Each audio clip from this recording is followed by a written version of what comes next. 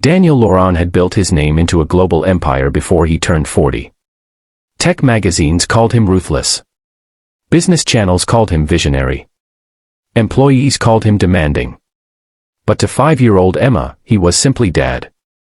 And on that quiet afternoon flight from New York to San Francisco, Daniel Laurent, billionaire, CEO, industry titan, looked less like a legend and more like a tired single father trying to balance a laptop on his knees while answering emails that could move markets. Across from him, Emma sat small and silent, her golden hair tied in a loose ponytail, her little legs barely reaching the edge of the seat. She had always been shy in public, especially since her mother passed away 2 years ago. Daniel tried his best to fill both roles, but boardrooms were easier to manage than bedtime tears. When the turbulence started lightly shaking the plane, Emma's small hands tightened around her stuffed rabbit. Daniel was on a call, whispering sharp instructions about a pending merger, unaware that his daughter's eyes were beginning to water. That's when a flight attendant noticed. Her name was Sophia. She had been watching quietly from the aisle, not judging, not interrupting, just observing the silent language between a busy father and a lonely child. When meal service began, Daniel waved it off without looking up. "Not hungry," he muttered, still typing. But Emma hadn't eaten all day. Sophia gently knelt beside the little girl, her voice soft as cotton.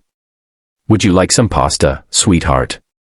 Emma hesitated, glancing at her father, who was still immersed in his screen. Slowly, she nodded.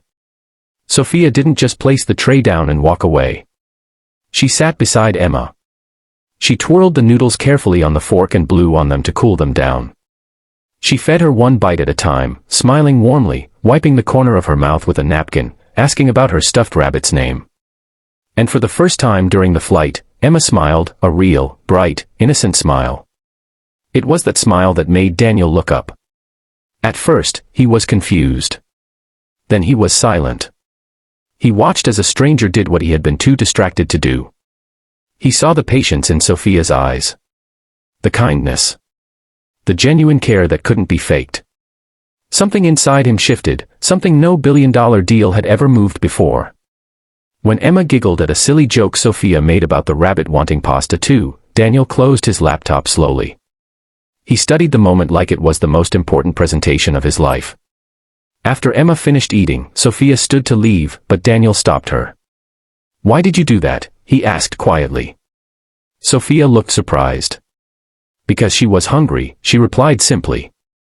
No cameras. No expectations. No idea who he was. Just humanity. That answer stayed with him long after she walked away. When the plane landed, Daniel asked for her name again, this time with intention. Weeks later, Sophia received a letter. It wasn't a tip.